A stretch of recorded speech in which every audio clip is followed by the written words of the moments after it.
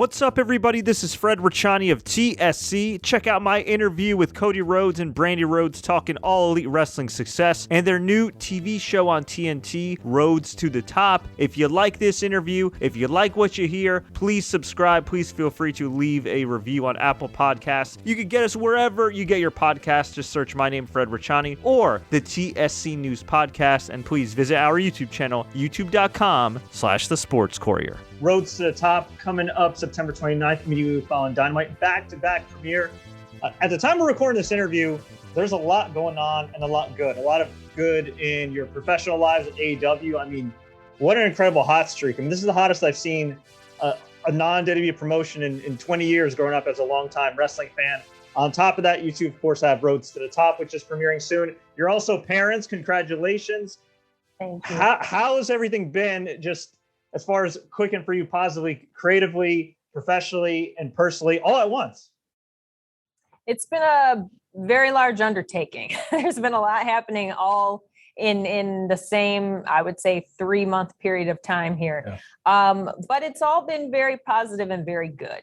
I think that I am personally probably the most excited for Rhodes to the Top of everything that's going on, because that's what I made my passion project while I was pregnant.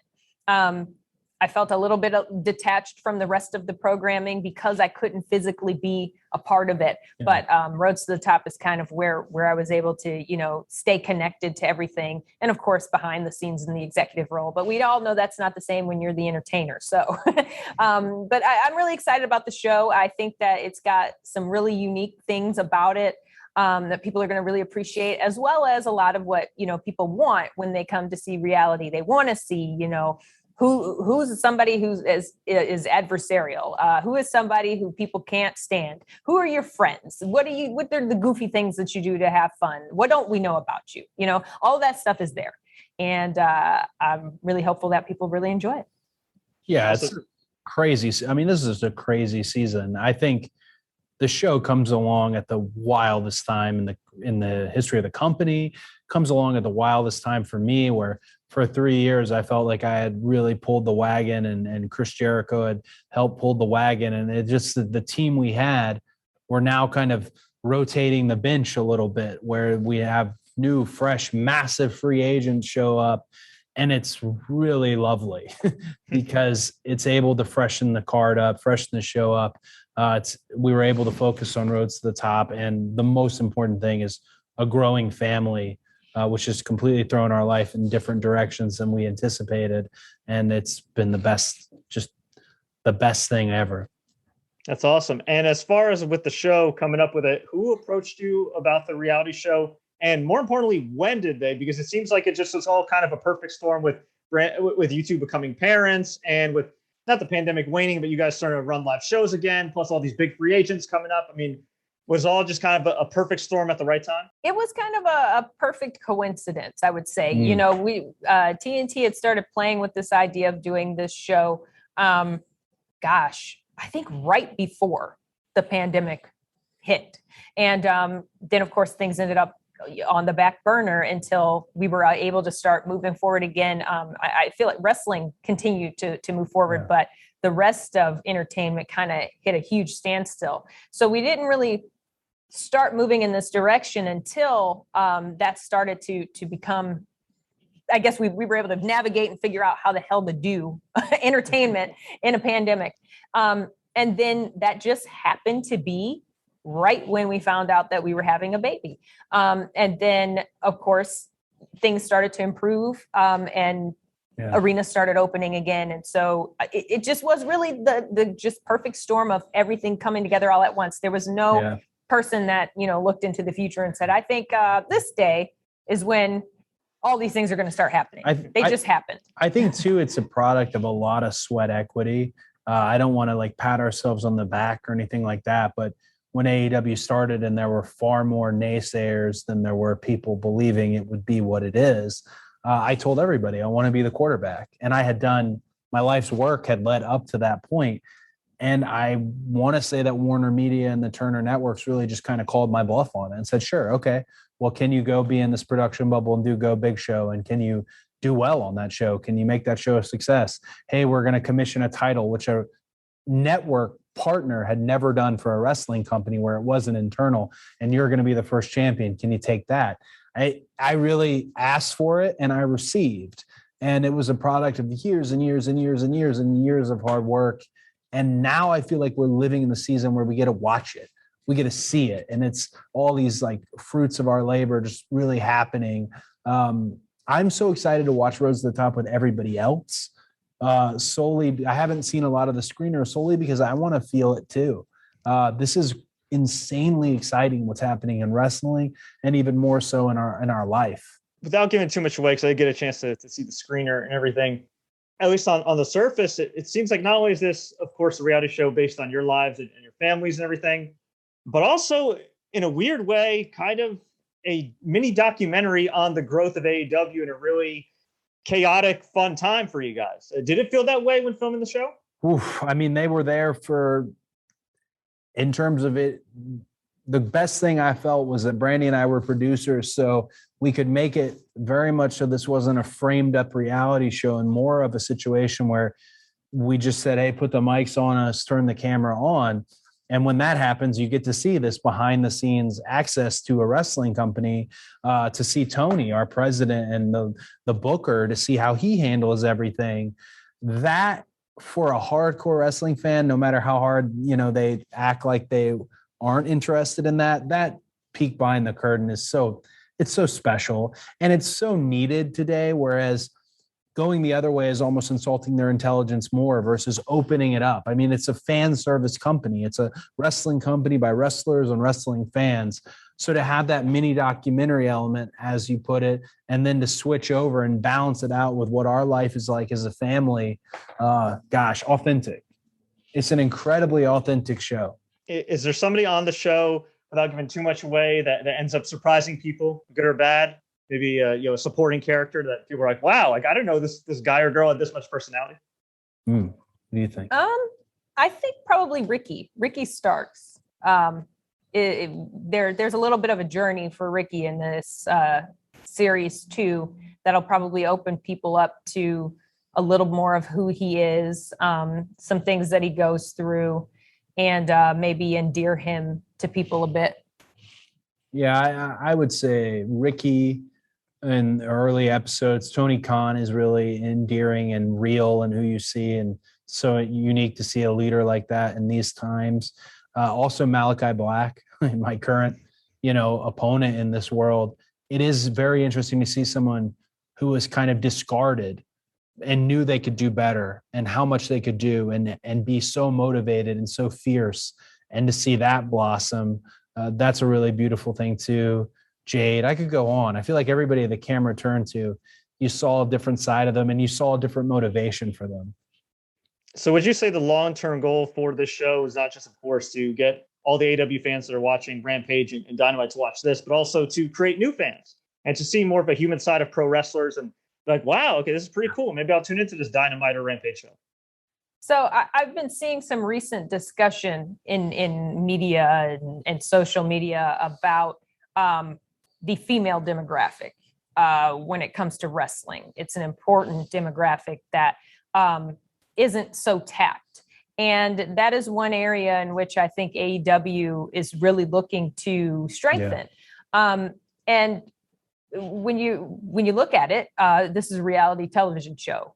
Females watch reality TV, not just females, but females, you kind of take the torch with reality TV. So the hope is, of course, that we will have some women that watch the show that are just curious about, maybe they watched wrestling when they were a kid and they haven't watched it in a long time, or, maybe their kids watch wrestling and they don't really watch it.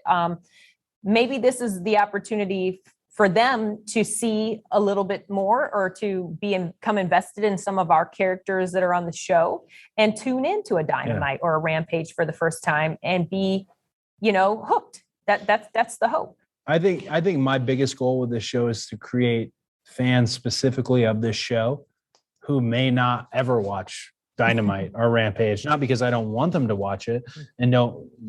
It's more a matter of, I want the most diverse palette we can get. Our fans are the most hardcore wrestling fans, and they've been through it and their passions have been rewarded. But it's okay to pick out outlying fans or dive into different pools of water who don't know about wrestling. As a wrestler, my whole life, that's been my job, is to word of mouth show people, no, it's a really good story and you'll really like the people. And there's always a payoff with wrestling. All of this, now we get to do it with a reality show. Now I have some kind of quick rapid fire questions for you guys. Is that cool? Yeah. Fire away. All right. What's more pressure, being a Rhodes or being a parent? Definitely being a parent. Parent. Yeah. Most awkward moment as an executive? Maybe a lesson you learned the hard way that's like, okay, this is different from just being a wrestler and on air. We used to write emails from the desk of Cody Rhodes because I Googled it and that's what people did. And it offended the entire roster and all the other EVPs made fun of it. And honestly, I just did it because that's what I thought you were supposed to do. That's mine. Mine is because of the executive position that I have. A lot of our women will try to use me to get what they want when they really need to go to the source. And I have intervened a couple of times. No more. I will just tell you to go straight to the source. So that's that. Lesson learned. Is Tony Khan as accessible as he seems on TV and like behind the scenes in interviews? He seems like a guy that's, even though he's super busy, is very approachable. I would say Tony's very approachable. He's lovable. He's likable, great personality, but true access to Tony, I think is earned. Very difficult. If you see him and he's thinking of so much. He's thinking of Fulham, the Jags, AEW, so much. That's more entities, the activists, all that. I think true access to him is earned, and that's a special feeling when you've earned that access. He's approachable, sure, but accessible, I think, is only those for who have earned it. This is a very wrestling nerd question, so Cody and Brandi, please bear with me. I was actually live at your first ever pay-per-view main event that you were a part of, Cody Rhodes. I don't know if you remember it, when you teamed up with Ted DiBiase to take on DX. Yeah, Hell in a Cell. I was there live for that. And I remember they did the whole stretcher job with you, and Triple H said something to you. It sounded like he gave you some advice or some props. I was just kind of wondered after all these years, what did he say to you? I actually think he might have, believe it or not, apologized. And I don't remember this vividly because at the end of that match, it's a super kick and a hammer to the face. I think I took both at the same time. And it's easy to pull one thing. You can't pull both at the same time. So I believe I took the full brunt of his hand with the hammer in it, the loaded giant ham fist of Triple H into my chin. And I think I got a little knocked out right at the end, but it was the finish. And it was just in the Prudential Center where we were able to have AEW's first show with Rosario there and everything. So there was really nice synergy to being back in that building. For sure. And that brawl that you guys had. The brawl that we had went another 5 minutes where no cameras were filming us because the security couldn't separate us and we had a long way to go. But I will forever remember basically brawling in the beer garden of the Prudential Center, about to get legitimately arrested because they didn't know how to control it. But we handled it. Who is your least favorite wrestler, and why is it QT Marshall or MJF? There you go. Oh, wow. I'm going to have to say mine's definitely MJF, because MJF is just trash. Wow. He's just trash. You can try to dress up trash, but it still stinks. And those are my feelings on MJF. I love MJF. He's not a great person, but he's a great wrestler.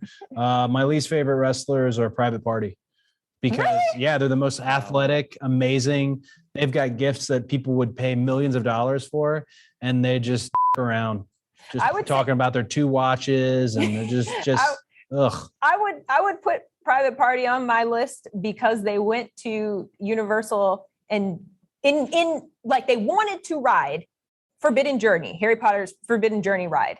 They claim to not see it.